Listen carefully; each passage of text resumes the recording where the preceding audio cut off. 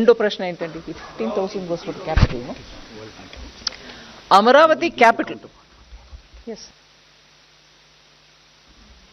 Amaravati capital construction, ఎందుకంటే Andhra Pradesh reorganisation act మేరకి capital, state capital build చేయడానికి సెంట్రల్ గవర్నమెంట్ దానికి స్టేట్ గవర్నమెంట్కి హెల్ప్ చేయాలని యాక్ట్ ప్రకారం ఉంది.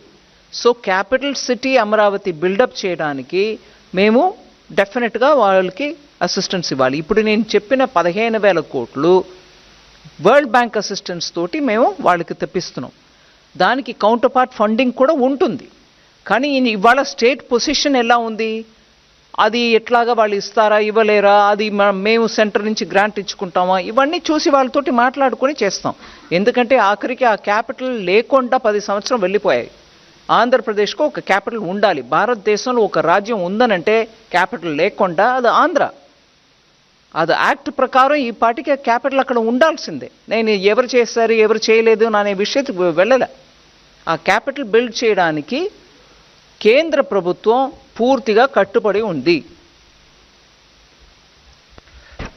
211